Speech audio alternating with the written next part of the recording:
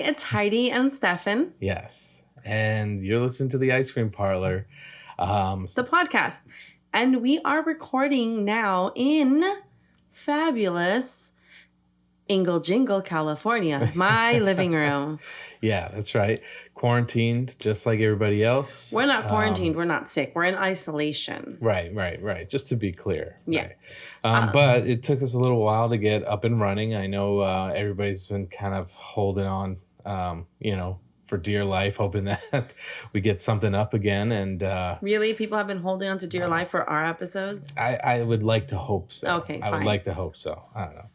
But yeah, so we're here and we're back, and we had to make some few changes, and right. So we had to give up our studio, which super sucks because we worked really hard to get that. We worked really, really, really hard to make sure that we had a place where we can record, or a place where I could just work, because I was able to work remotely from time to time. Yeah. And it was just, everything kind of just came crashing down. Yeah. So, we had to quickly regroup. We gathered all of our belongings and the necessities that we needed to get this podcast up and running. Yeah. And I think, we're going to make this work. Yeah. It'll be fine. So you may on occasion hear dogs snoring. Yeah, like you used to in some of the audio episodes, but and you may hear them barking and such, but they're around.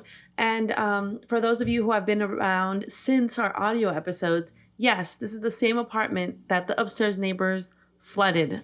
Yeah, that's right. So you might hear some noises coming from the upstairs as well too. The devil. Those children are the devil. Yeah, what do we call them? The murder kids? We call them the murder kids because they run the entire length of the apartment at all hours, and it sounds like Chucky feet. Yeah. So we'll do our best to clean up the audio in the episodes as best as we can. But, you might hear a few extra noises. Usually I ask you how you've been, but I know we've all sort of been in the same boat right now. So yeah, so I've been, I'm healthy. That's good. Those around me are healthy. Yes. My kids are at home until the fall, until school starts again in the fall. How are you staying healthy? Lots and lots of, this medicine here called vino. Aha, that's nice. I was just about to say, it looks like you have a new bottle over there. Is that something good? No, absolutely not. This is this is like a, I don't know, $4 or $5 bottle that I got at the market. But in these dire times, it's all about quantity, not quality. Yeah. So I got a whole bunch of $5 bottles of wine last time I was at the market, and just figured it's gonna do something. There you go. Just and is that a new wine glass you got there? Yes, this was given to me by one of our subscribers. Oh, Suzette, nice. Thank you very, very much. That's cool. Yeah. It's gotten me plenty drunk during our isolation. Yeah, and so I'm doing the same with a little bit of whiskey and a little bit of beer. I'm going to actually give a celebratory toast to finally getting up and running. Do you want to toast that wine with me? Sure. Cheers. Cheers. Finally back in business.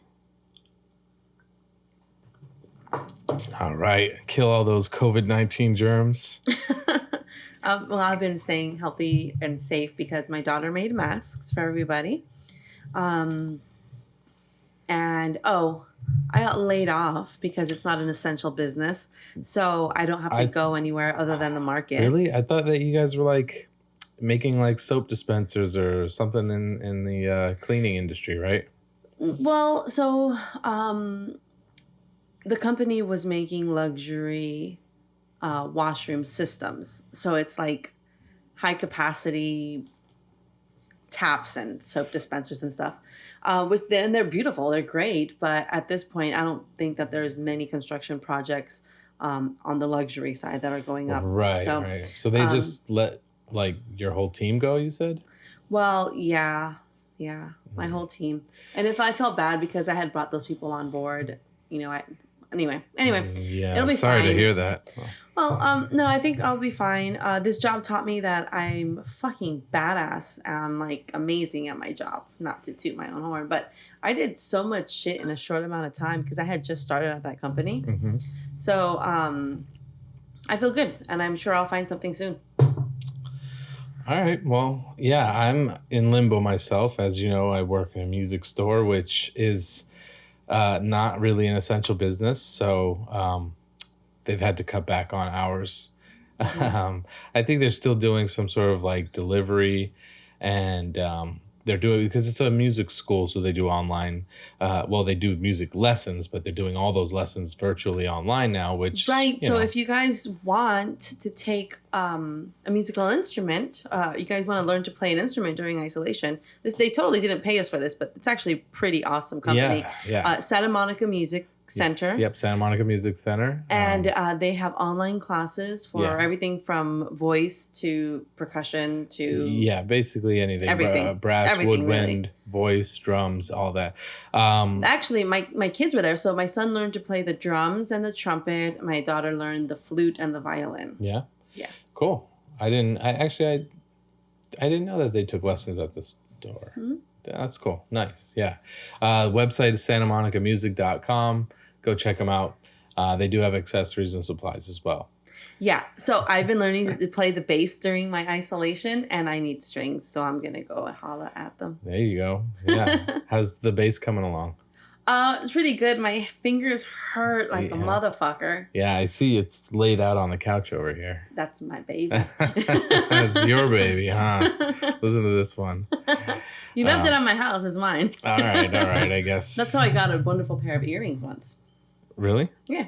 You just kept somebody's earrings? Some dude just left some A earrings dude at my left his house. earrings? Yeah, Okay, that's weird. Well, speaking of earrings, you see these beautiful ones? Yes, I do. Okay, they're similar to the ones worn by the heroine Jen in the movie we're doing today. Oh, really? Nice segue. Nice segue. Cool. Yep, this week we are talking about Revenge from Revenge from 2017. 2000. Yeah, I was going to say, it's a pretty new movie, I believe, right? Yeah. Not 19 anything. Yeah. So, yeah, we're going to get into that Crimes movie. would have been good. Not this stuff it's like water. It's like Kool-Aid. Oh, the wine you're talking about. Mm-hmm. Yeah. I'm actually drinking a pretty weak beer. It's still an IPA, but they were on sale. And then again, in this Quantity over quality. Yeah, quantity over quality. So there was like $1 a beer. Technically, it worked out too. So we got 2 cases. So I'm thinking maybe we should do some quality at some point. I know I have some wines from the wine subscription that I had. But unfortunately, they sent me 6 whites and I needed 6 reds. So I got to figure out how to drink that white. I'll drink them for you.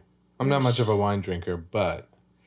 Really? Because I seem to remember you drinking all my wine. Yeah, because it takes a whole bottle just to feel a buzz, so it's not really that impactful, if you get my drift. Anyways, so you want to talk more about the movie? Do you want to talk a little bit more about us, dealing with life in this new day and age? What's the topic on your mind at the moment?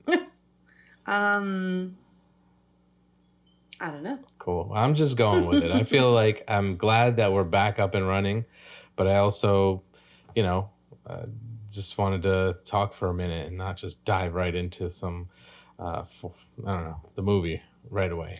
I do want to say thank you for helping me take everything down from the studio and setting everything up here because I'm kind of lost with all the technology stuff. Yeah, you're welcome. And thank you for everything you've done. Obviously, you're usually the operation person, so you get most of the stuff managed well and keep things up and running. So I'm glad to have you on my team. Well, thank you. Yeah, I think this is going to be cool. I mean, we may not have too many guests over now. We're not having any guests. But but by the way, Buddy Mm-hmm. Chambers from the Alien episode for y'all, he asked if he can Zoom or something. Yeah, well, I was going to say, everybody right now is online doing some sort of video conferencing. So we got to figure that out because there's a movie that I want to do with him. Oh, yeah? Which one? The Thing. The Thing, right. John Carpenter's The Thing. Not The Fog. We did The Fog recently. But that was an accident. Yeah. Wait, that was our last episode that we released, wasn't it? Was it? I think it sure was. Did suck. Yeah, and it sucks that was the episode right before the quarantine. I mean, funny enough, if you think about it, the fog. Everybody's running from the fog. Ruined the world. Yeah. Cool. Well, all right. So let's talk a little bit about this movie. All right. So Revenge is a movie from 2017, and it's very reminiscent to I Spit on Your Grave. It's clearly a revenge movie, right? It's a revenge movie, yeah, definitely. Yeah. And so the synopsis is a girl and her boyfriend go away to his, I don't know, remote house in the desert, and hilarity ensues. Hilarity. That's funny. In actuality, what happens is shit gets real dark in the desert. And have you seen this before? Before we watched it for it? No, I saw it for the first time for this podcast. I actually like the movie. It's definitely a movie about revenge, but also rebirth and transformation. It was pretty cool. The use of color was amazing. The use of, like, they had amazing camera shots, and the sound was like wonderful.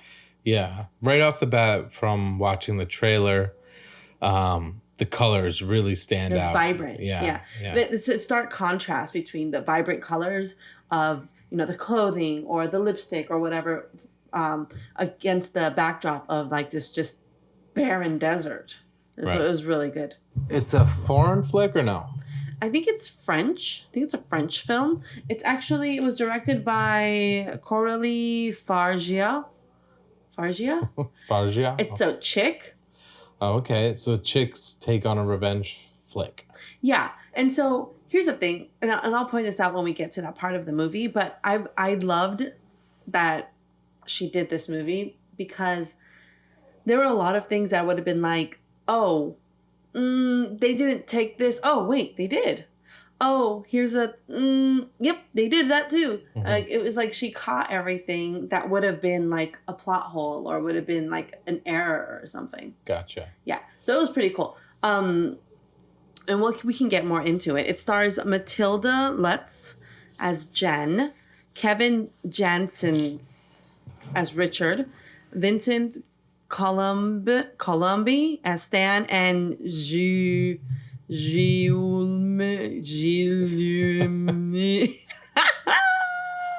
Some dude as Dimitri.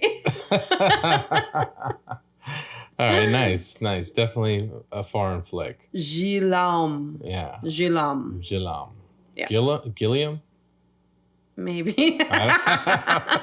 It probably is definitely pronounced with an accent, but cool. Yeah, I don't know much about this movie, but the colors looked cool. The trailer seemed okay.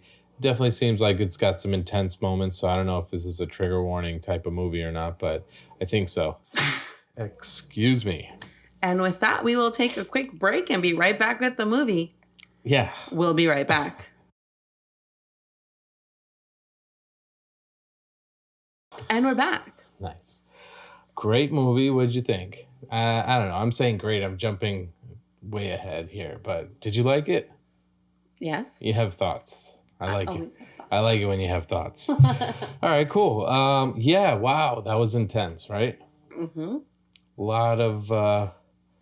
A lot of blood. In fact, during the filming of this movie, they were running out of fake blood. So they had to constantly go and source more blood. Really? Yeah. Okay. That's a very tricky problem. You have no idea. Yeah. Well, I mean, so where do you want to begin? Straight up at the top? So the movie starts like this. Yeah, okay. There is a couple coming in to an isolated house in the middle of the desert. And there's an amazing shot of the helicopter pilot's glasses. Like racist Southern policeman sheriff glasses? Yeah. Those like mirrored Ray-Bans. No, not the Ray-Bans, but like... Those mirrored... Like the big cop racist glasses. Sheriff sunglasses. Blue blockers, we call them in Florida. Okay. Hater blockers. So they block haters? Yeah. So you wore them or you didn't wear them? I really wasn't a big. I didn't really need to because my aura already blocks all the haters. I spray myself with sucker repellent, not Yeah. perfume. No, I mean, I definitely know a bunch of people that wore some hater blockers. I never felt that they fit my face. Mine seems to be a little bit more like the sport look or whatever, I guess. I can't wear those Wayfarers Ray-Bans because my face is too round. I have to wear like cat eye. Cat eye, yeah. Yeah, glasses are weird. Not for everybody. Anyways, really cool shot of that opening scene. Yeah. So here's what I found. Well, this is what I thought when it started. It very much looked like Lolita. It's a book about, which was later made into a movie. Mm-hmm. And this movie, I think it was in the 90s. This movie, the cover of the movie was a girl with sunglasses and sucking on a lollipop. Lolita. Yeah. Right. Okay, now you remember this? You're imagining the box cover, right? Sort of, yeah. The movie. Who was in the movie? Do you remember? No idea, because I refuse to watch it. It is a book about a girl who is taken advantage of and abused by the person that was supposed to be her caretaker. Mm-hmm. And I found that to be very significant shot that still right there was Lolita. A book about this, which of course this is exactly what the movie is. It tells you right off the bat, this movie's about to get fucked up. Okay. Yeah, definitely. So anyway, I found that interesting. I don't know much about the director. I don't know much about... I don't know much about the director either. And I did read Lolita. So, but what I was going to say is I did see a few reviews and some tidbits that I researched real quick where they were saying that the director is obviously female, but she's also, they had said that she was a new upcoming director. This is one of her first films that was like a feature film. And I think she's also a fan of the genre and I guess came at it from a very artistic standpoint. And I think that probably is one of those artistic standpoints. That could be one of those, yes. But it very much is a really good movie. Mm-hmm. Like the I think she got the gore just right and balanced it with some kind of comic relief that was also just right. Yeah. And then they're peppered in and we'll go over them. Yeah. But it was really well done. I enjoyed the movie, not just, it's a feminist movie. No, it just was well done. Yeah. I think that while I'm watching it or, as I was watching it, I mean, there was a part of me that was like, okay, I'm taking this too serious because there's going to be parts in the movie where you're like, wait a minute, could that really happen? Or would she have survived or whatever, or what's going on here, But there was some cool angles that I did like the whole tripping angle. That was really cool. I've kind of a fan of hallucinogenics myself. So, that was a really interesting experience she had there. It was all a dream. I used to read Word Up magazine. Did you? Actually, I did. Yeah. I did used to read Word Up and I used to read Black Beat. Until this one girl in my middle school goes, "You're not even black. Why are you reading Black Beat?" And she didn't know that I had a crush on the Brat, and the Brat was on the cover, so that's why I bought Black Beat. Wow. True story, bro. Whoa. Okay. Cool. Anyway, so the couple gets to the house, and it's beautiful. It's like rich white people house. It's nice. It's finely decorated. There's, an infinity pool that overlooks the entire desert. Yeah, like they're isolated. Yeah, they have to be helicoptered in. Right, exactly. So this guy's definitely some rich business guy of some sort who has enough money to either rent some fancy house and a helicopter or own it outright. I think it's his because as we find out, he and his friends, later we are introduced to Stan and Dimitri. He and his friends go there annually to go hunting.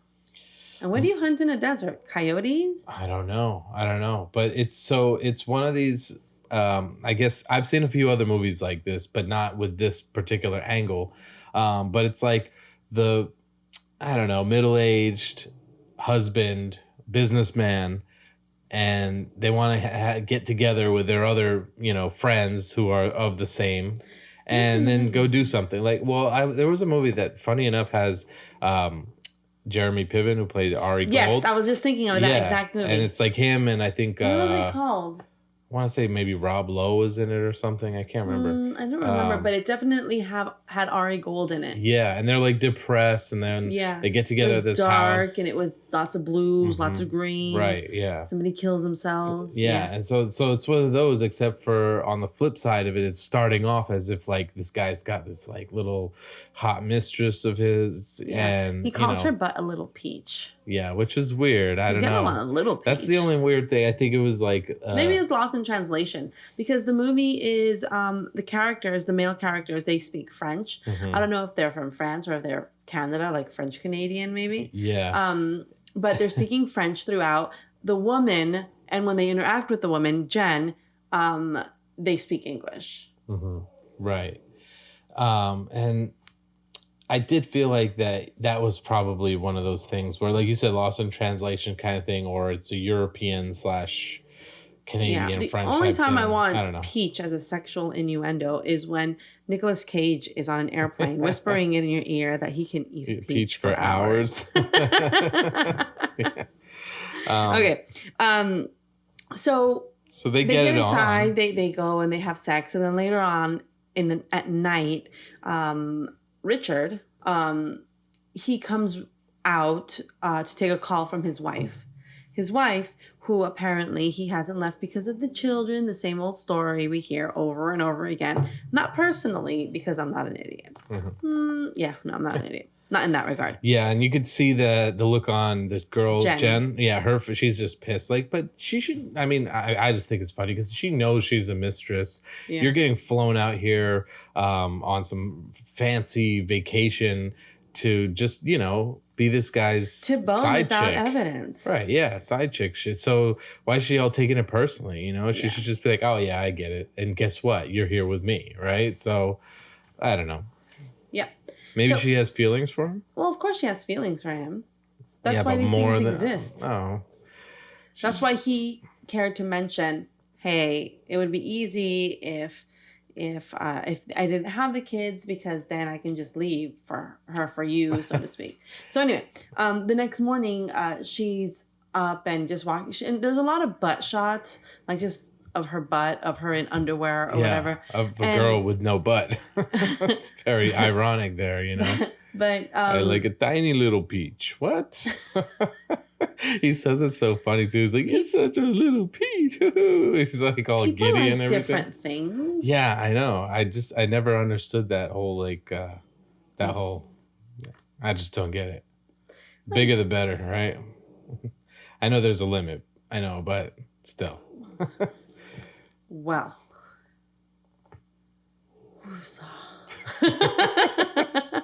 Okay, so the next morning she's looking in the kitchen for something to eat. The fridge is covered; it's just filled with champagne and food she doesn't want. So she grabs an apple.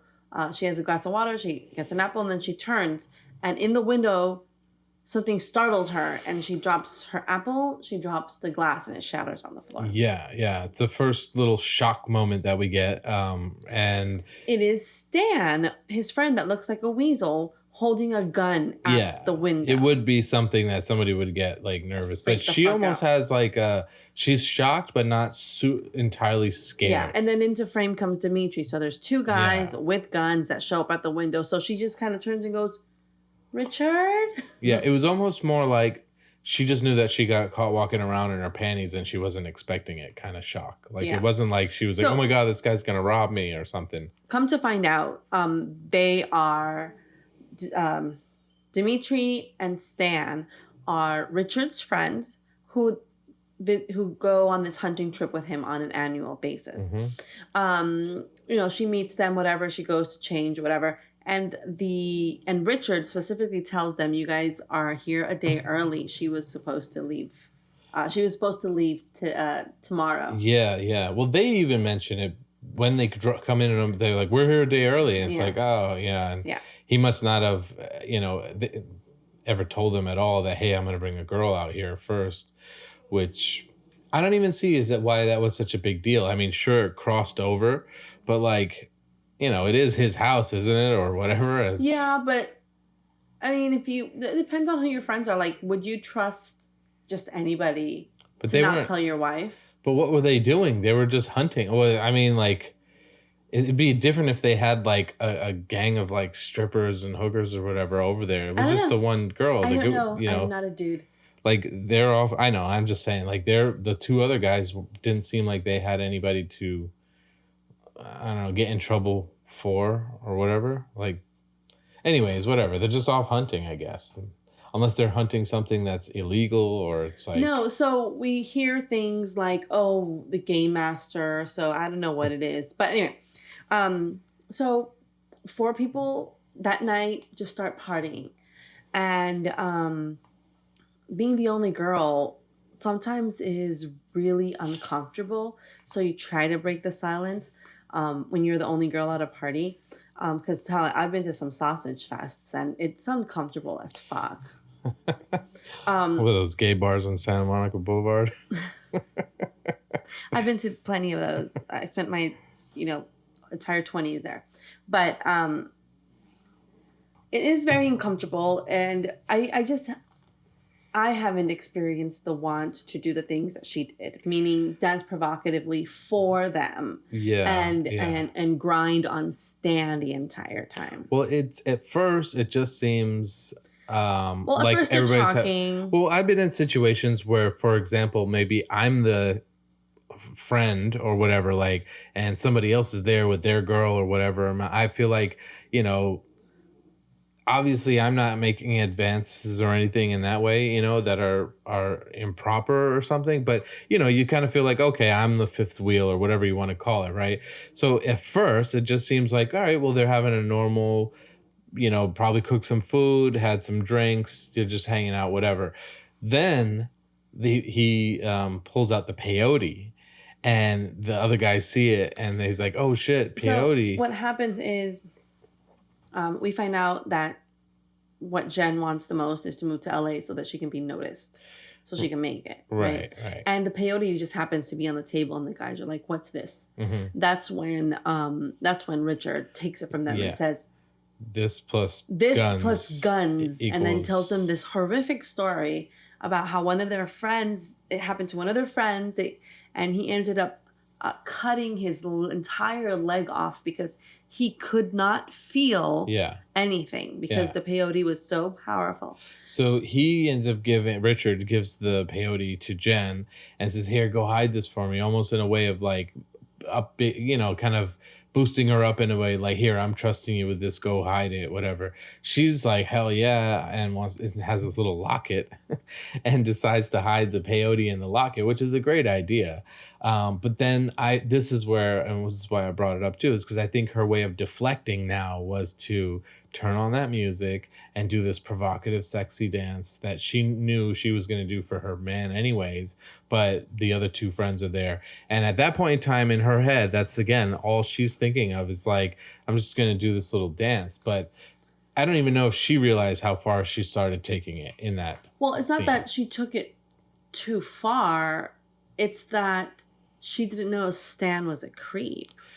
True, but I can tell you, I have friends that when we would go out dancing back when I was cute, we'd go dancing all the time and we'd dance. And never once did they say, "I'm going to take you home" or anything. Right. But just hear me out. In this particular situation, when they're already in the middle of nowhere, and if she starts doing that in front of the other guy, and then everybody seems to be cool about it, the other two guys in the room are going to get the signal of like, oh, maybe she's down with this. Like, I see what you're saying. It's still something that's going to cross their mind. Yeah, I see what you're saying, that they're probably thinking, oh, well, like I myself would have thought that. Right. I myself would have thought, and I'm maybe not going to go that way, down the same road and then enforce it. Definitely. No, I definitely wouldn't do that. But I'm saying like before it, like the point of it is that I would still maybe wonder, like we get to the part where he really takes it because he can't take no for an answer.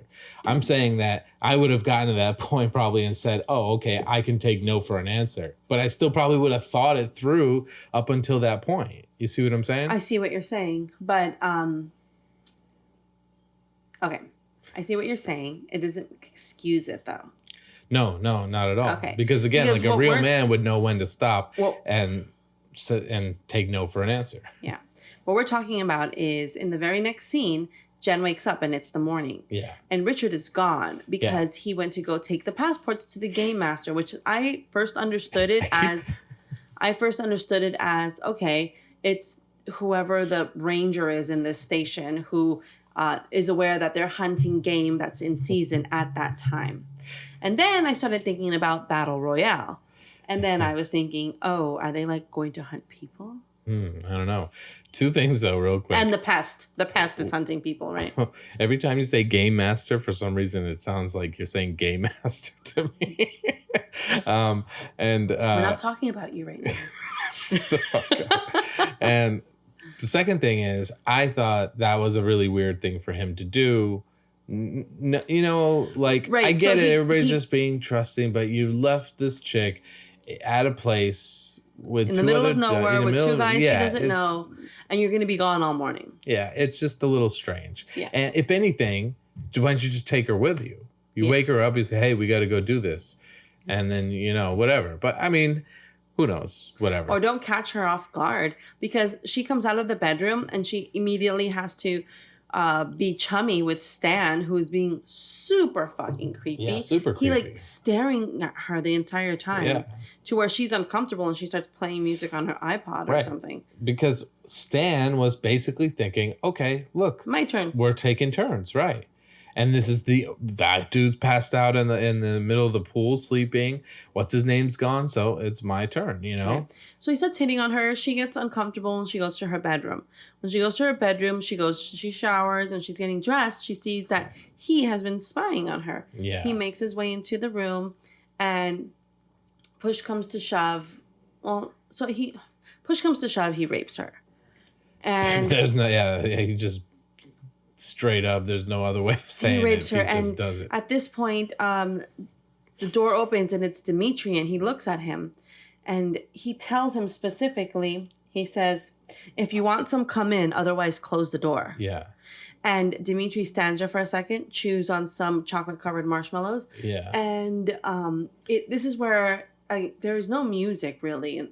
There's no music other than the music she's played on her iPod this whole time. So this scene is there's this big chewing scene and sequence where it's just he's chewing on these things. Fat slobby kind of like like nasty, this grotesque. Yeah. And then he slams the door and she screams. And she's screaming and he's raping her and he's walking through the living room. Yeah. And Dimitri's walking through the living room. And that's when he's like, he pauses and you think, oh, he's going to do the right thing. He's going to go stop it. But all he does is turns the TV on really loud and then goes for a swim. Goes for a swim into the pool where she can see him and she's pounding on the window for him to help her. But all he does is goes for a swim. Yeah. And then, yes, exactly. The great use of sound right there with the television being turned on and all that. And it does show, you know, you have a moment where you're like, oh, is this guy going to be a nice guy and at least save the day? Nope, I'm going to be a dick. Not at all. So later, Richard is back. Apparently, he was gone for 2 hours. And the guys are in the living room, and Stan goes up to him and tells him there's a problem with Jen. Richard then goes to check on Jen, and she's in the fetal position in her bed, traumatized. Yeah. That's some real ballsy way of Richard putting it out there, too, because now he knows he did something fucked up. He knows that, what's his name, Richard's going to come back. Mm-hmm. And he was just like, something's wrong with that bitch, basically. Yeah. Like, so so Richard tells Jen, I'm going to take care of everything. I'll make this right. And he leaves her in the bedroom and he goes and he starts yelling at Stan. Mm-hmm. Yeah. At this point, Jen falls asleep and she wakes up to Richard waking her up and saying, hey, get ready. This is what we're going to do. And this is his fucking plan. I got you a job in Canada. Not LA where she wants. In Canada. Here is the bank information. I sent you a bunch of fucking money. Go away. Yeah, basically. Just take the money and... I'll send the helicopter for you. Go away. Yeah. And then she's like, what the fuck? What the fuck? No, I want to go home now. I want to go home now. I don't want to go to fucking county. I want to go home. Yeah. And then he's like not listening to her. And finally she says, call the helicopter now or I'm going to tell your wife about us. And he slaps her hard. Yeah. She takes off running into the desert. Yeah. That was also a cool scene too. It's like all of a sudden you see the other two guys just kind of like sitting in the living room. And through the window they see them run. She's just hauling ass and he's hauling ass right behind her. Richard is trying to catch up to her. And then they just jump up and haul ass like, oh shit, we got to fucking do this. And this is where it starts to get real. Right. But really quick, just before I missed something, when he's trying to plead for her to go along with his plan, he's telling her this is the possibility. This is your possibility to change your life. This is life changing. Like there's all this money, there's opportunity, whatever. And then this fucking prick says, if you love me, think about this. What the fuck? Yeah. What the actual fuck? Yeah. Yeah. Dirt so anyway, bags. There's a chase scene. There's Jen. Then there's Richard. Then there's these two galoots. The galoots. You like that word, don't you? I'm trying it out. And they're running, and Jen is booking it. Yeah, booking it.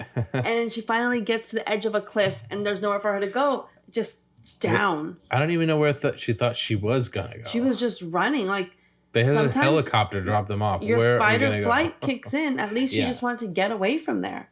Oh, I understand. It's just that it was hopeless anyway. She got to the edge of a cliff. She's barefoot. She's stuck. in underwear and a t-shirt and barefoot in the middle of the desert with no weapons, no water. Right. She gets to the cliff. She turns around and the three guys are there.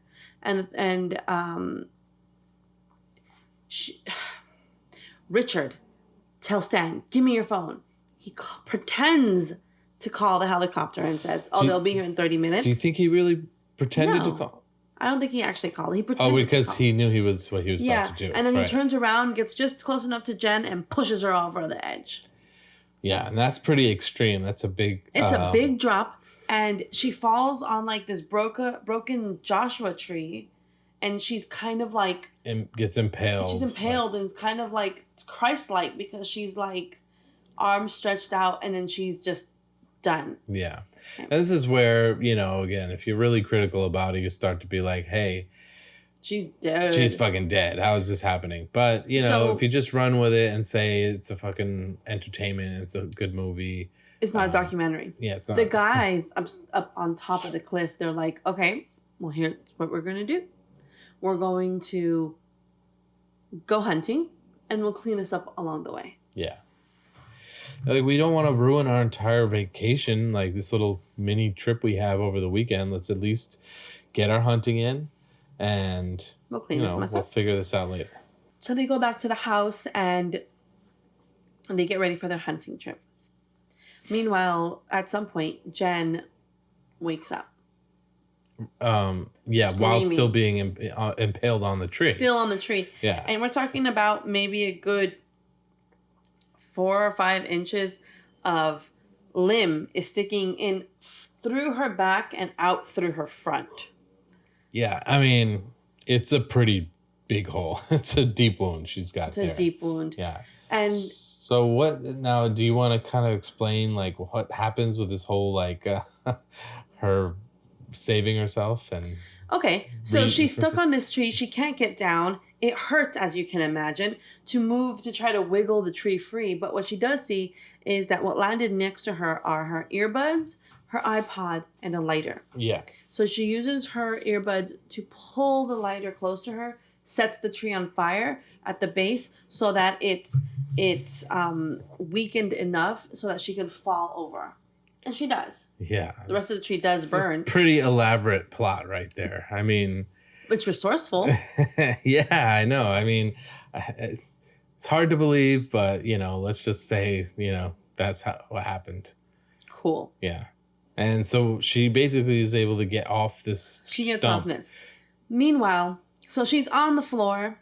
Oh, before she does that, before she wakes up, there's this beautiful scene of a very close-up of the sand. And there's this ant walking. And then there's this loud crash, kind of like a gunshot. and it's just a drop of blood that exploded on the floor. Yeah. And it's a really good scene. The sound is perfect. The colors are vibrant. That ant is so real. It's poof, poof, poof. Yeah. And it's blood landing on her. Yeah. They used the ant, a close-up of an ant earlier with the apple. And obviously there's like a lot of apples with the bite mark in them being used. You said it was probably to show the passing of time. It's the same apple because it's the apple that she dropped on the floor when Stan showed up. And I thought it was just being used as a passage of time. It's like, look, the apple hasn't even gotten super gross yet and all of this shit's happening. Gotcha. That's how I Yeah, I mean, it makes sense. Who knows if there was some other underlying meaning to the apple, but it makes sense to me. But I did notice that they showed that special ant too. And I don't know what the ant correlates to, but they did show the ant crawling on the apple. So maybe that's an ant that is indigenous to that area. I don't even know where it is. So it was filmed in Morocco. Uh-huh. But the pilot spoke French. Uh-huh. The guys speak French. Right. They mentioned not even Canada. United States, probably, right? Yeah. I don't know. Anyways, it doesn't matter. But Jen is obviously American. Right. Well, her accent, anyway. I don't know. Okay. So, yes, she gets down from the tree. At the same time, the guys are Stan in a Range Rover, Richard on a motorcycle, on a dirt bike, and Dimitri on an ATV. Yeah. And they are rushing towards the cliff so that they can, clean up the mess.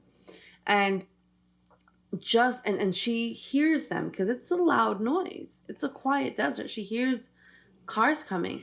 So she tries to scooch her way out of their view if they're looking.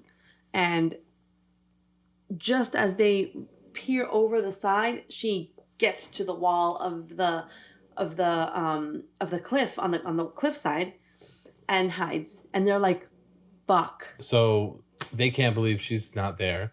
And yeah, she barely just made it. I mean, again, this is really pushing the envelope on how much is believable or not. But it's fun. So, but it's super deep, it's cavernous, and it's just super isolated desert.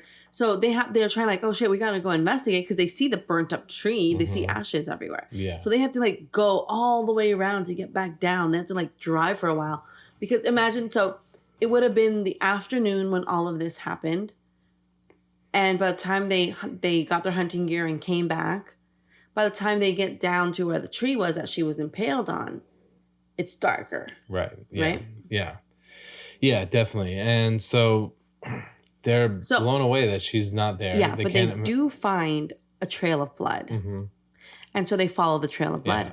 And she is losing a lot of blood. Right. But that's okay. We're girls and we're used to losing a lot of blood. That's good.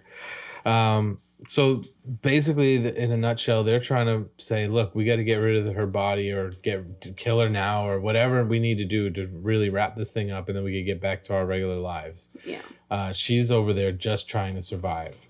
So does she still have this stump inside of her at this point in time? Yes, because she didn't take it out. All she did was get off of the tree. So it's when you get impaled, you're not supposed to take the thing out. Yeah, right. So that's not like an open wound. Yeah.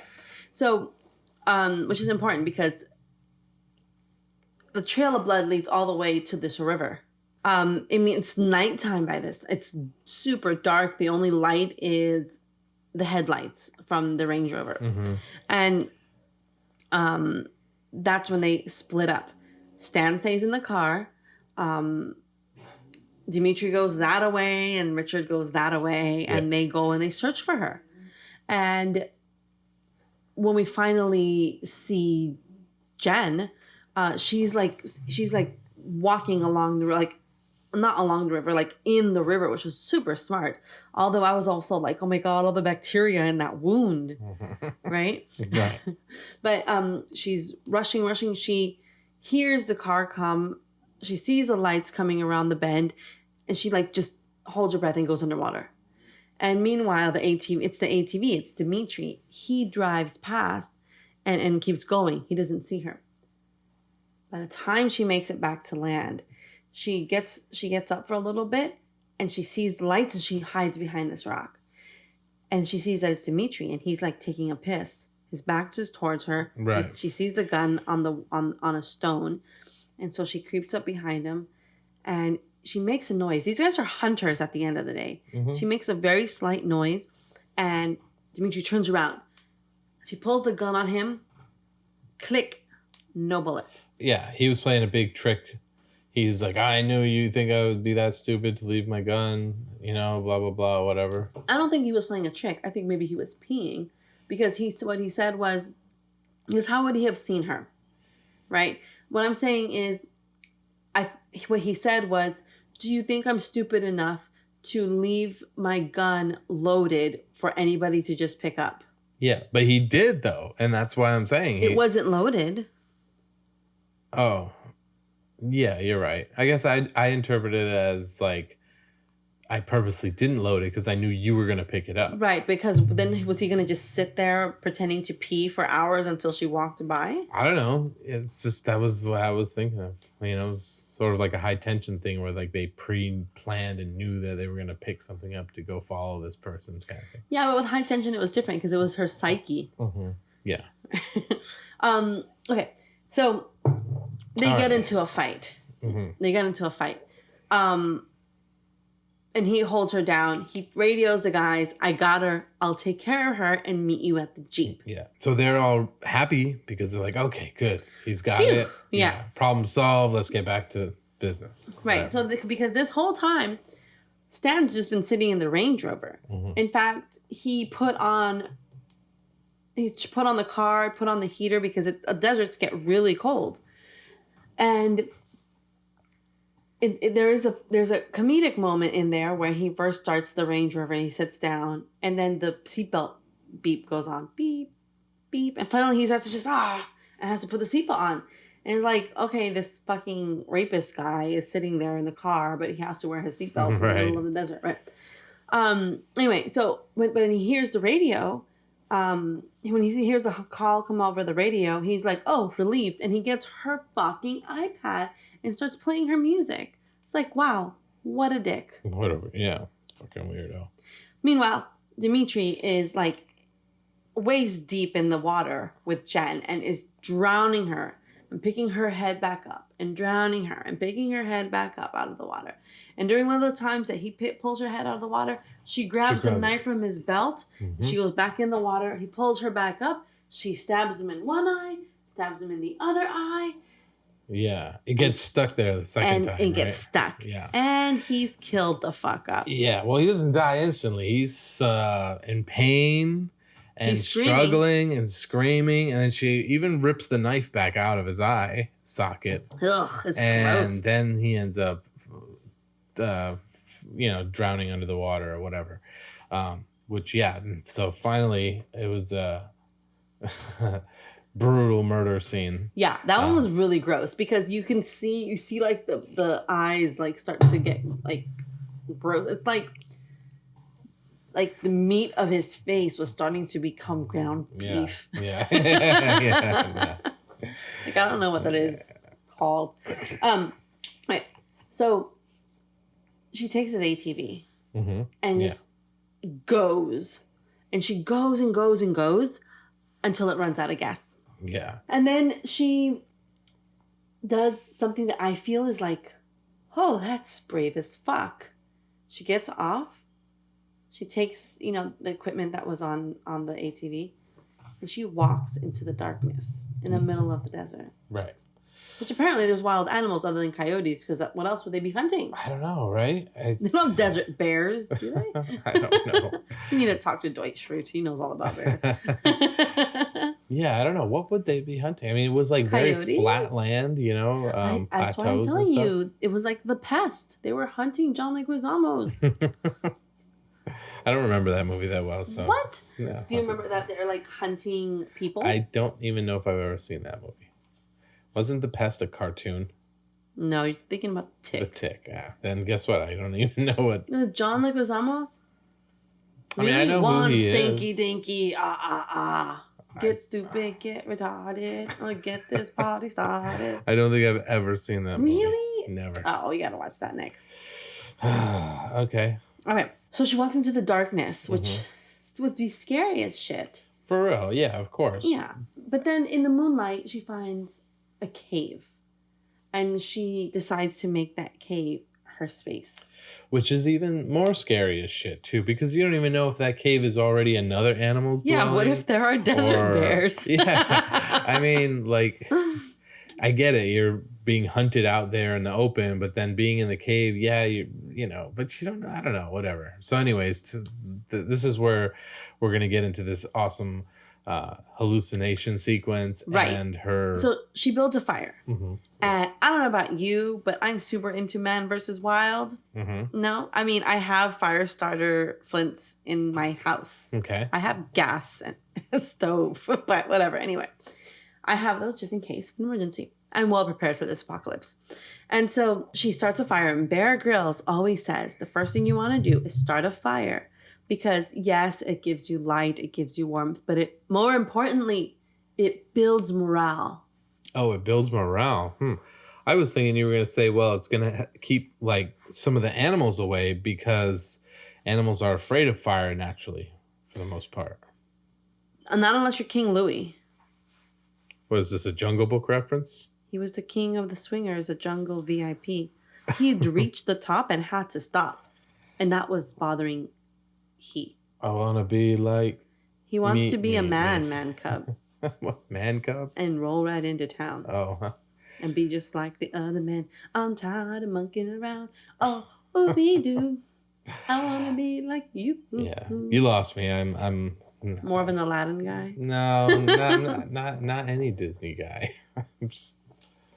I know all that because I had sisters growing up, and you know who isn't forced to watch some sort of Disney movie. But I mean, my sister's 11 years younger than me, and we watched Spice World like probably 25 times.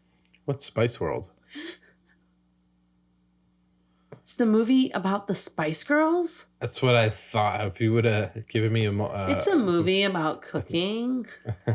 Well, in my head, I was like, "Is this some sort of Spice Girls thing?" But, yes, yeah. It is. Okay. Spice Girls, Spice World. I missed that one. I'm not gonna catch up on that. You are, because it has a great soundtrack. You know what has a really great soundtrack? That it's very, very underrated. The Wedding Singer. Yeah, probably. Yeah. I don't remember. It's all 80s pop. It's has Bowie. It has Billy Idol. Billy Idol was even in the movie. I did see Wedding Singer. I kind of remember it, but I don't remember. He was in the airplane. It was a cameo. He was Billy Idol. Oh, okay. Yeah. Yeah. Yeah, that one he helped Adam Sandler propose to Drew Barrymore on the airplane. Gotcha. The only thing I can remember from that movie at this point in time without rewatching it again is when he gets all like loud because he's got the microphone. He's like, "Well, I've got the microphone, so shut up," or something like annoying like that. I wonder if he was singing at a wedding at that point. He was probably singing at a wedding, yes. I don't know. I'm just saying. I don't remember that movie. Where were we? Well, so Jen is sitting by the fire, and she goes to the backpack that she took from Dimitri, and there's supplies in there. There's flashlight, there's bullets, there's whatever. Because she also took his gun, she took his utility belt, she took his backpack, right? And so what she does is she finds a beer, and this beer is very symbolic. This beer is a Mexican beer, and it's called the Phoenix. All right. Because this bitch is about to rise from the ashes. So let me tell you what she does. Mm-hmm. Okay. After she, rifles through everything and then sees what's there, she remembers, I have peyote. Right, yeah. And that is why it was important that during the party, Richard said, hey, our friend, he sawed off his entire leg without feeling anything. Because he took peyote. Yeah. No weapons and peyote. And so that's when she's like thinking, oh, by the way, after the cliff, she does not speak for the entire movie. Oh, really? Mm-hmm. For the entire rest of the movie. So, what she does is this. She takes the peyote and as soon as it starts to take effect, you see her get that beer. She had drank most of it, so she spilled the rest out. She cut the beer open and laid out flat the aluminum of the beer. Okay? Right. She then put a knife. Then she got the knife because initially before she took the peyote, she tried to get her shirt off from on top of where the wound is in front of her, but it would hurt too much. Yeah. So what she did after the peyote took effect, she took the long knife. We're talking a hunter's knife, and she finished cutting around where the wound is so that there was enough space to pull that rest of that tree limb out from inside of her. And as soon as she does that, blood starts gushing out. Mm-hmm. It was so gross. Yeah. Oh my God, so gross. So many gross parts in this movie. And so then she gets the knife and kind of pirate ship flags it. Right, yeah. She flattens out the can, kind of sticks it to two little slits or whatever. Yeah, and then puts it on the fire, and then cauterizes her wounds front and back. Yeah. And passes out. Right, yeah. And I guess because of that process, this little phoenix on the can is going to get like branded into her stomach, like a new little stomach tattoo. Yeah. Yeah. Absolutely. So, I mean, yeah. You could have a worse cauterization wound. I don't know. It could be the Coors logo. Oh, right, yeah. I don't know if taking peyote right before is the smartest thing to do. Now, because she really could have fucked it up. Well, first of all, so this is the thing. Peyote is a hallucinogen. It's not so much that it's numbing you out, but I mean, sure, the guy who she's hearing the story of, who sawed his own leg off, may have done it. But when people saw their own leg off from hallucinating, it's not so much that well, I guess they're not feeling it in their head mentally, but it's not like taking away the pain. So culturally, my people have used peyote for medicinal purposes anyway. Yeah. It does numb you. It does. It is specifically used for healing practices, as a cure. It helps. It helps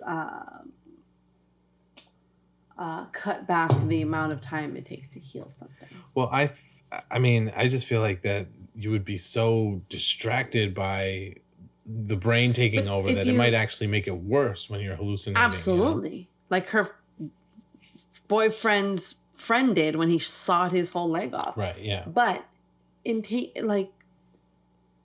in small amounts, like anything. Like, you remember when I took an edible and I like projectile vomited like I was in The Exorcist? Yeah. Well, that's because I took the whole thing. It's still like a tiny little dose, but it's all relative.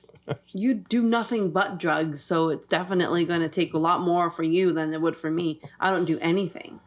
So, except for wine and, Jack. But she only took a little bit because she first put some in her mouth and spit it out and then ended up putting this little itty bitty bit. Yeah. Because she maybe instinctively, maybe thought it through, whatever, but she wanted to only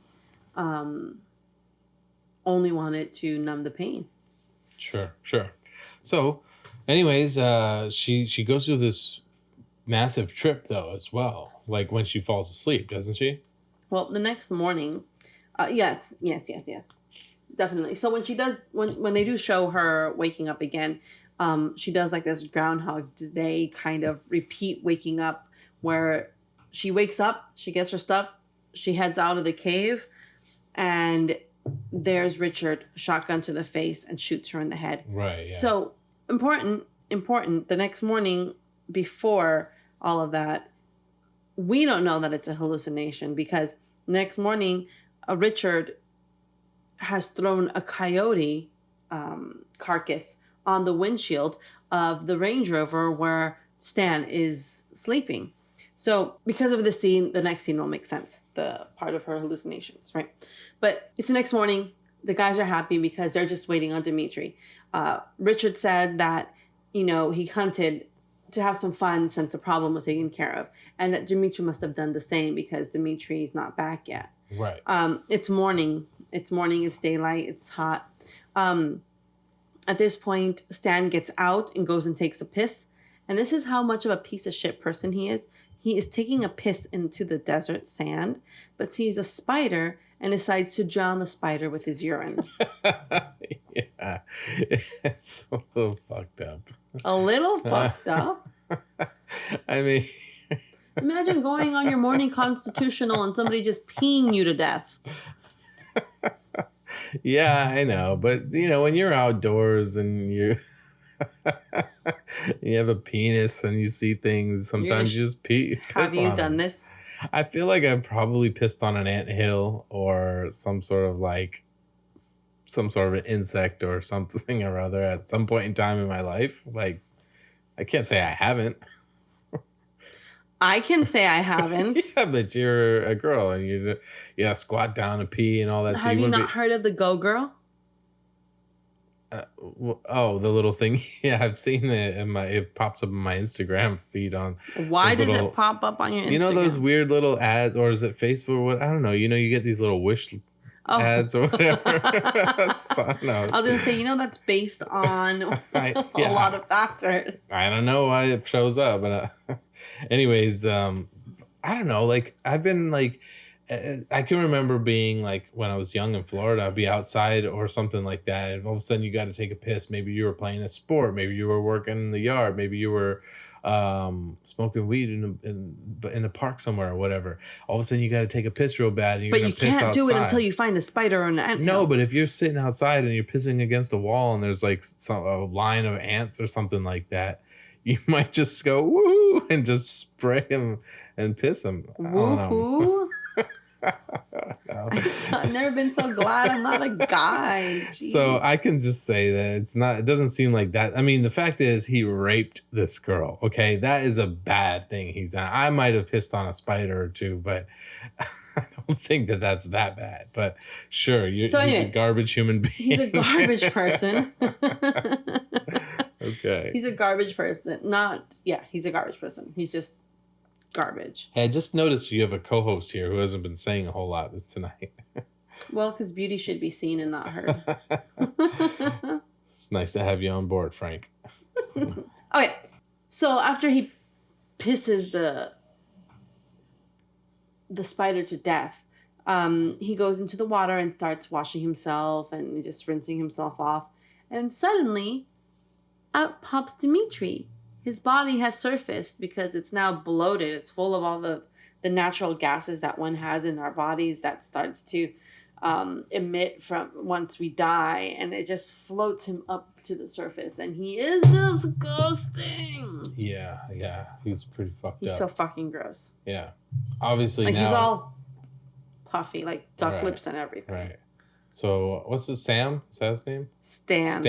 Stan. So Stan is now aware that. Now they're like, fuck this shit. Yeah. Fuck this shit. And I found. Okay, so fuck this shit. Anyway, he gets pissed off. They end up pulling him out of the river, weighing his body down with rocks, and throwing him back in the water. And then they go try to go find Jen.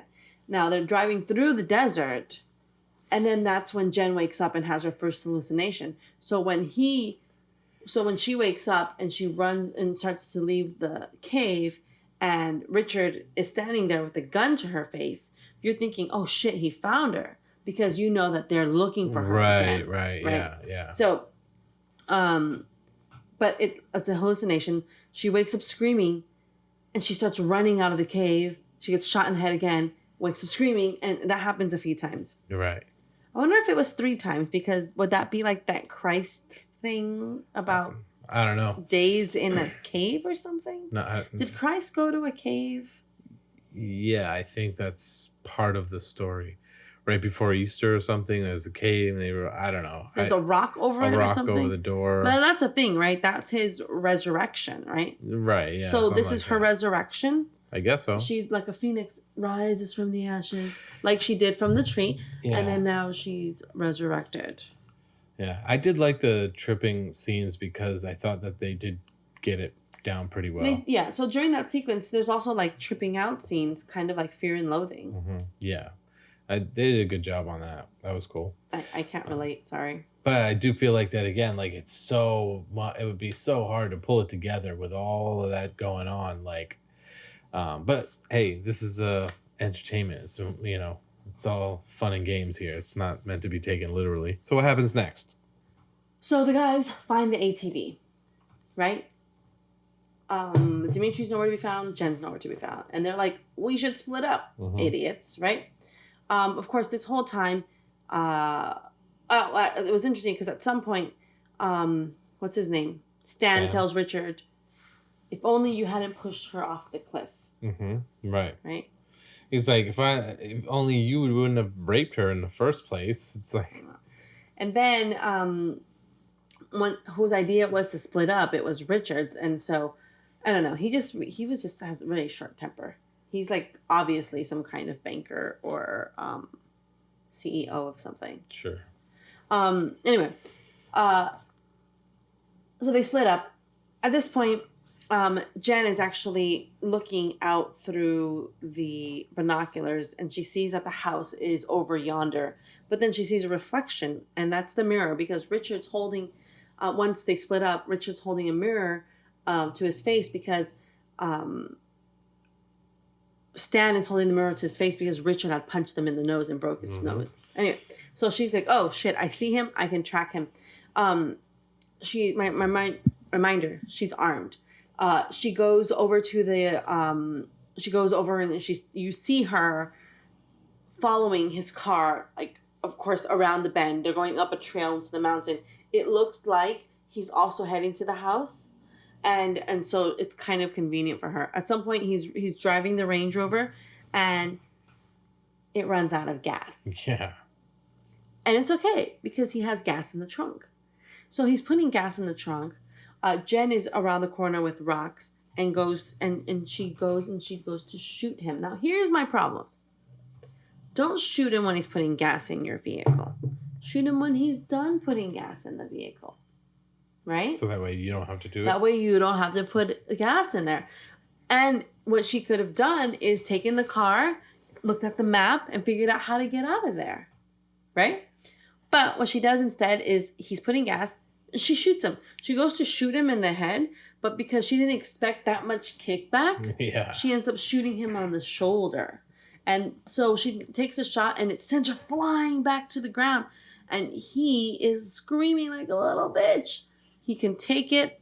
No, he can dish it, but he can't take it. He definitely can't take it. So a chase ensues. She goes over to where the car is. She can't find him there. But she does see, what does she see? A trail of blood. Just like they found her, right? They were looking for her. She finds a trail of blood, and she goes. Stan, we see him running, continuing down the trail up the mountain, and he turns and sees that there's a trail of blood, and he's like, fuck. He takes off his right shoe, he takes off his right sock, gets his sock, creates a tourniquet over the wound, ties it really tight, no more blood trail. That's pretty smart, but again, they are hunters or whatever, so they know what to do in these crazy times. But I'm just waiting for her to finally get this fucking motherfucker. Well, this is what happens. She runs past him because he's up hiding behind some rocks. So then he's behind her. Right. So this whole time, so now he's chasing her, but she doesn't know it.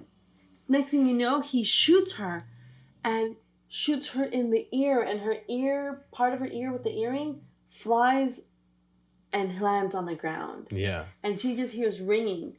And you can hear him shouting at her, but you can't hear him say anything because everything is muted because it's ringing in her ear. And anyway, now she's running because she's like, oh my God, this guy's going to kill me. And she's running. She knows that he has no shoe on. So she takes as she's running, she takes the flashlight out of the utility belt and smashes it against a rock so there's shards of glass on the floor. Right? She continues running. Yeah. She becomes really skillful at all this. She starts to be able to think things through. She's no longer in this, I want to be in LA and I want to be recognized. I want to be acknowledged. She's like survival. Right. Real. I know. Exactly. That's what I mean. Like, it's a big change that's happened to her. I don't know. In a very short amount of time. Yeah. Like, I don't know what her history and her background was. Like, maybe did she have somebody in her family that taught her how to hunt or shoot a gun or whatever. Because We don't know. you think that a lot of the stuff that she is doing, like, it's just too much for, you know, kind of a ditzy blonde, you know, Barbie doll girl, I guess. Right. But maybe she's trying to just, initially, maybe she was just trying to be what she thinks people want her to be versus who she actually was, right? Like, I know that I might not come across somebody who knows how to hunt, but I know how to hunt. Yeah. Right? I gotcha. So you kind of tap into these natural things. So, of course, he runs and he steps on the glass, but he's running so fast that he doesn't notice. And there's this glass. It, like, slices his, like, the entire length of his foot. It is so disgusting, and it's gushing out blood. It's so gross. And he has no choice but to sit there and dig the shard of glass out from inside. Yeah. And it's not like it's little bits of glass. There's big chunks of glass. And so he had to dig, like, I want to say maybe like a 1/4 inch into his foot to pull this glass out. And the whole time I'm like, I'm not going to watch it. I don't want to watch this. And you weren't watching it with me. So I was like, I couldn't be like, tell me when it's over. I had to be like, peek. And I was like, no, it's still gross. Right? Yeah. I mean, they did a good job on this part. I'd say they did a good job with the gory scenes. Yeah. I mean, overall, you know, I think that's where some of this, you know, the artistry was good. You know, the colors, the way they did film and shoot some of the scenes. I think, you know, like this, it's sort of like this girl gets everything thrown at her, and it's almost like I did also hear something about how she referenced, you know, Kill Bill and stuff like that, whatever. The director did, as far as like while making it, and as like influence or whatever. And so I'm just saying, like, yeah, they're throwing everything. This poor little girl really doesn't seem like she'd have much of a chance to survive, but she's fucking going at it and just persevering one way or another. So now she's getting closer and closer to getting her revenge. Right. Yeah. So, but what he actually does is he runs back to the car after he takes the shard of glass out. Yeah. And he runs back to the car, starts the car, or tries to start the car, because he has to press down on the brake to push the button to start. And every time he presses down, more blood comes gushing out of his foot. Oh my gosh. Now, here's the thing. I have an uncle. Well, so my aunt married this guy who had to drive in Las Vegas, right? And he worked at the prison, which is an hour outside of Las Vegas. Mm-hmm. And he had to drive through the desert, and there were like wild donkeys everywhere. Wild donkeys? Wild donkeys, yeah. But one of them went into the road, and my uncle hit it. And he could have been dead. But in reality, he survived, thankfully, right? But killed the fuck out of this. Wait, this is the wrong story. Anyway, he was ice skating another time. Same uncle. He was ice skating and shattered his leg, right? His right leg. So this whole time, he learned to drive using his left foot. Mm-hmm. And that's not even like, oh my God, this mastery of this great skill. It's just use your other fucking leg. I do that all the time whenever I'm trying to take my shoes off while driving. Yeah, well. So he's chasing after her. Now she's running, chasing after her. And finally, she gets to a point where she's like, I'm done running. She turns around and she holds the gun steady. And she waits for him to come driving around the bend. And she shoots once, misses. Shoots another time, misses. Shoots him right in the head. The car comes to a stop. She opens the door, kicks him out, and heads to the house. Steals his car. Do you think she got her revenge in a very, like, rewarding way? I think he suffered. You think so? I think he did. I mean, with the feet and the cutting, that part. Yeah, because he was shot once, got the foot cut up, got shot again. I think he at least suffered a little bit. But because she's got to live with her suffering. Right, she does. But ultimately, the bad guy is Richard. He's the one that didn't give a shit whether she was raped or not. He's the one that left her there. He's the one that pushed her off the cliff. Sure, absolutely, right. Yeah. That's the delicious revenge. Mm-hmm. Yeah. Right? Speaking of which, Richard has been riding his bike all night to get to the house. And he finally gets there in the morning and immediately jumps into the pool. After going into the pool with full-on leather racing suit, goes back into the house and just lays on this white couch. And you're like, oh, you're so fucking dirty. What are you doing? He calls for a helicopter and says, hey, by the way, plans have changed. Work has changed. The guys, I took them to the airport this morning. Can you come and get me? Mm-hmm. The helicopter pilot said, I'll be there in 30 minutes. Yeah. Here's the thing. It's driving distance. The airport is driving distance. That means she could have been able to drive to the airport. It would have been on any of the maps that are inside that car. But did the helicopter drop them off at an airport, and then they came by car? Is that what happened? So, okay. I thought it was like the helicopter dropped them off there. When the guys first got there, they didn't come by helicopter because the helicopter was being repaired. Oh, right. That's why the Range Rover was there. They drove there. Right. Right? Yeah. Because otherwise it's just an ATV and a dirt bike. Mm-hmm. All right. Sure. So, the helicopter pilot's on his way. Mm-hmm. He goes and takes a shower. He takes his gun with him. He's naked. Lots of butts in this movie. Lots and lots of butts. Yeah. He thinks she's dead now, right? Well, he doesn't know what's going on. He doesn't know what's going on. But he knows he needs to get the fuck out of there. 30 minutes is enough time for him to keep his head on a swivel and get the fuck out of there. Right. If she's not dead, she doesn't know how to get out. Right. So he tells them a bullshit story about the guy's already left because he's also left them for dead. Right. Mm-hmm. So he goes and he takes a shower and then he hears a noise. And he immediately turns and then searches the entire house. Balls out, just naked, walking around the house, looking for whoever was there. He doesn't find anything. He goes and he sits on the couch and turns the TV on accident with the remote. And we hear this infomercial for the rest of the movie. He looks up, and just like Stan was standing there when he first saw Jen and scared her. Yep. Jen is standing there with a gun aimed right at Richard. How the tables have turned. Oh, how the turns have tabled. Yes. And the infomercial, however, it's called "My Scusa," which is like saying "I'm sorry" in Italian or something. But it's My SC USA. It's like the website. Oh, it's right. Like the My shopping SC network. USA. Yeah, right. Anyway, so that's like, it's just a funny tidbit that they threw in there. But he's like, he's like trying to talk to her.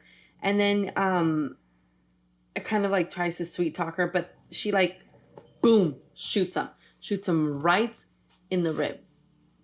Right? Oh, Adam's rib, right? Gave it to Eve. Isn't that a thing? I don't know. I don't know anything about ribs and Adam and Eve. Eve was made of one of Adam's ribs. I don't know. That's not some story I have I want any my knowledge baby on. back, baby back, baby back, baby back. But it's interesting that you caught on to that.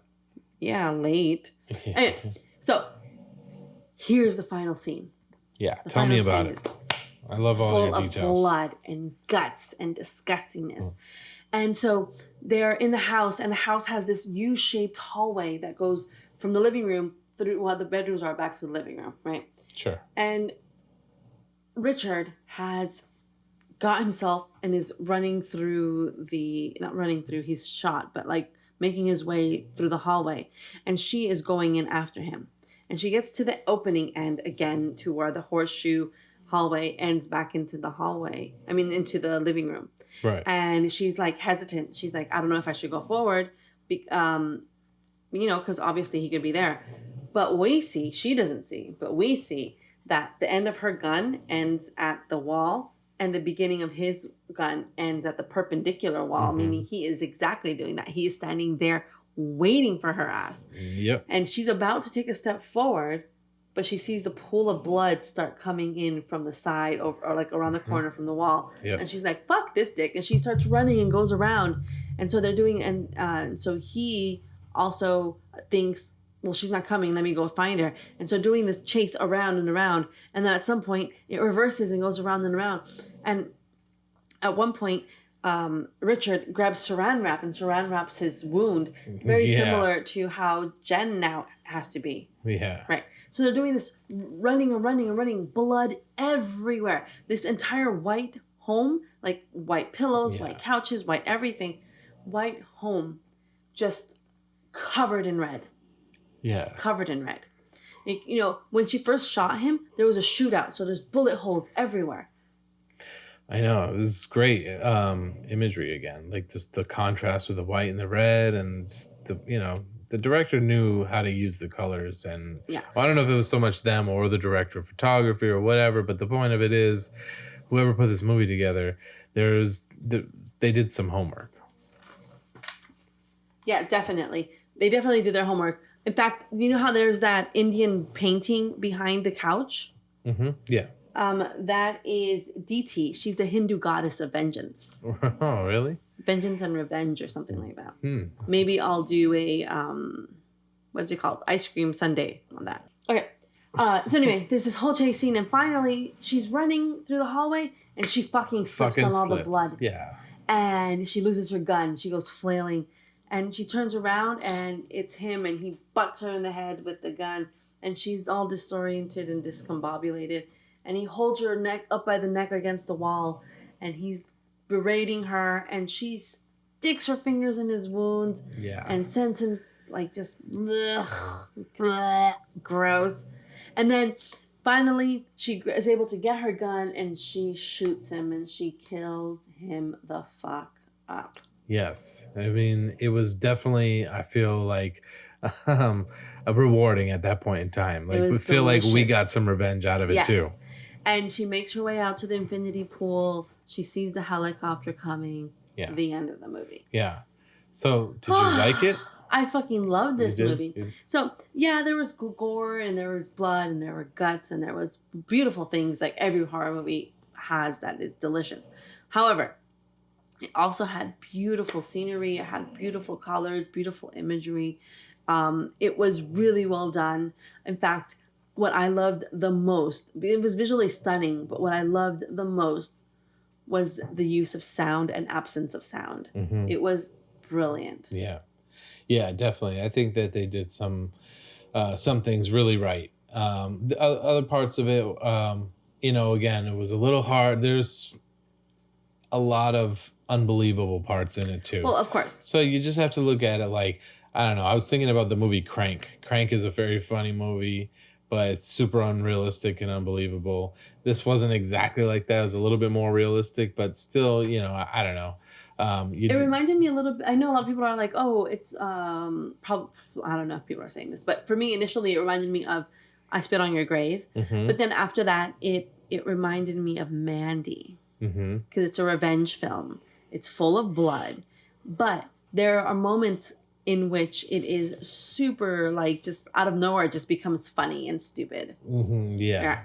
So it was real. And I love Mandy. Yeah. Mandy's a great movie. That was, yeah. So the thing is, I don't know, like, I mean, this was a good movie. I don't know if I would really, like, jump to watch it again. I mean, it wasn't bad, but... I definitely, I'm not going to buy it, but it was really good. I highly recommend people watch that. It was fun. Yeah, I definitely think that there's... it was well done. I really just enjoyed it. Yeah, it wasn't like too campy or anything like that. It was like just... Right. I watched it twice. Yeah. So, the first impact of the movie, it's just so much fun. Mm-hmm. Yeah, I watched it, unfortunately, a little bit before the quarantine, so it's been a little while since I've actually seen it. It's not fresh in my mind, and I've had a gazillion other things going on with us just trying to save the day with this, staying alive right now. So, yeah. But it was a good movie. I'd recommend people to go see it just for the visuals and the way it was put together. Again, I'm not a film student, but I do feel like that there's probably more that people from that world probably stuff we missed would appreciate, Yeah. So, yeah, I'd say it gets a thumbs up in my book, and go watch the movie. Well, that's it for us today. Thank you so much for stopping by. It's good to be back. Yeah, it's great to be back. I know, it did feel like we might have disappeared for a little bit, but... We were just getting our shit together because, fuck, man, this has been fucked up. We're not planning on going anywhere. I was doing so well, and suddenly I got the boot. Like, life just does that sometimes, but... You reemerge from the ashes, and then you slaughter your enemies. Nice. I like the way you put that. Cool. All right. Well, everybody... Again, check out our website where you can contact us. You can look at what movies we have done, what movies we're going to do. You can also follow us on social media. We are Ice Cream Parlor Podcast on most things. We'll have all this information on our show notes. All the handles will be on the bottom. We would really like for you guys to rate and subscribe, tell a friend. We've got these video episodes up now. The audio episodes are still there. Everywhere you listen to podcasts. Yeah, and we really appreciate that, you guys have been,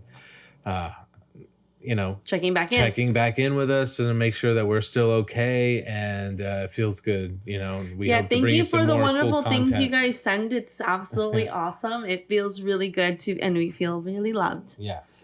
We look forward to really, buckling down now and getting a few more of these out. It's not like we have anything else to do right now. Yeah, exactly. It's just we had to get the battle station up and running, I gotta. Yeah. All right. So thanks again, and we will see you soon. Yeah. Take it easy. Take it squeezy. Take it squeezy. Okay, bye.